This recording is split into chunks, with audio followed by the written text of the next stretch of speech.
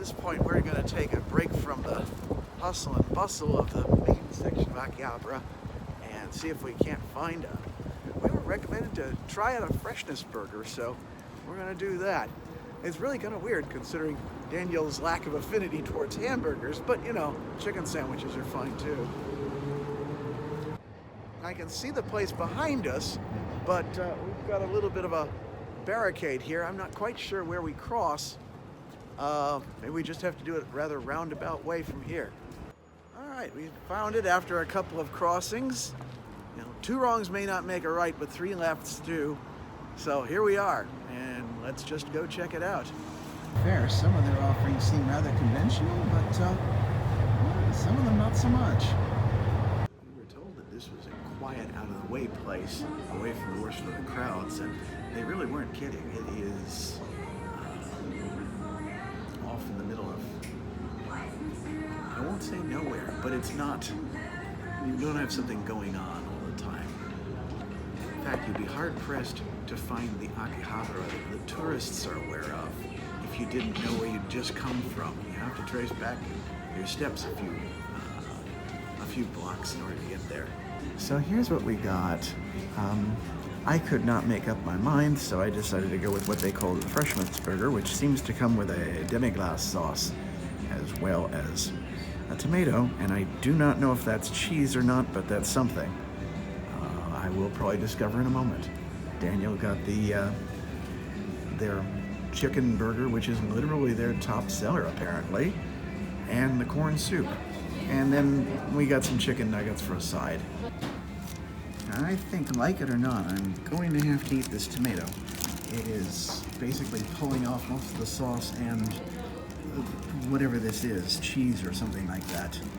Meanwhile, Daniel is really enjoying his chicken sandwich. He's halfway through before I can even pick mine up.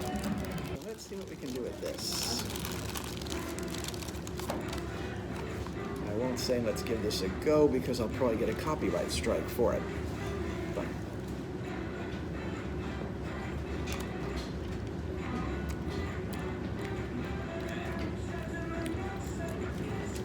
wow. I don't know if it's the tomato or if it's the sauce as well. This is like having a sloppy Joe on a burger.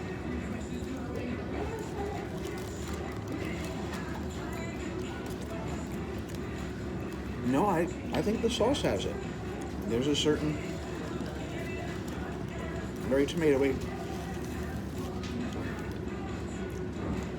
a slightly barbecue flavor to it that, yeah, it just reminds you of sloppy Joes. I still don't know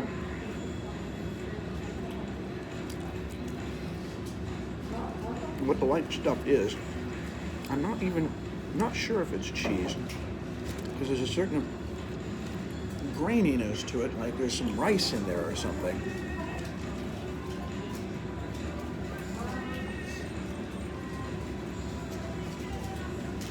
I honestly don't know what it is. Once again, it's going to be one of those cases where if I ever find out, I'm going to be shocked. But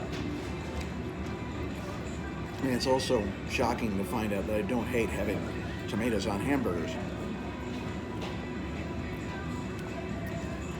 I will say I prefer them off, but I can live with this. It is a little bit more for me to consume, and given that we've been walking for a couple of miles already, that's probably just as well.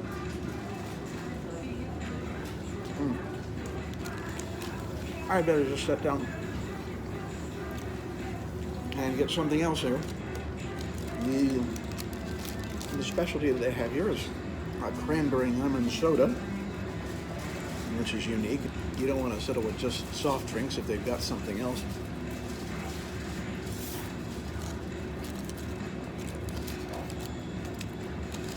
Okay, wow. It's not very sweet. It's not one of those over-syruped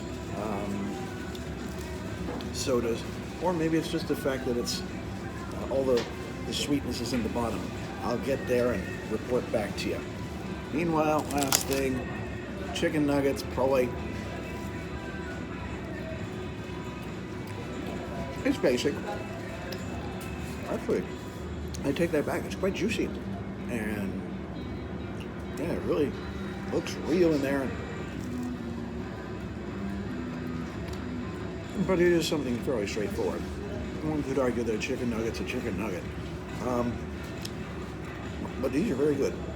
Not terribly seasoned, but very serviceable. And for like 300 yen, a good eat. Anyway, I think that's basically it for now. I will report back once we get to the bottom of the soda, though. Well, as promised, a quick report back. It turns out that the cranberry was in fact on the bottom. There's a little bit more fruitiness at the bottom. And Daniel had gotten it earlier, mixed it up with a straw. I guess it's my fault for not having done that. Also discovered that that white sauce with the grains in it, that was minced onion inside of mayonnaise. I guess they put a lot of that on their burgers. So there you are. That answers that, and I think that's about it.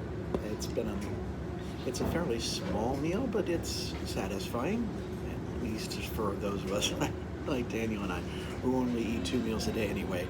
Don't want to really overindulge at lunchtime. So yeah, that was a lovely little surprise, and not something that I would have ventured into had I not tried to read up on it beforehand.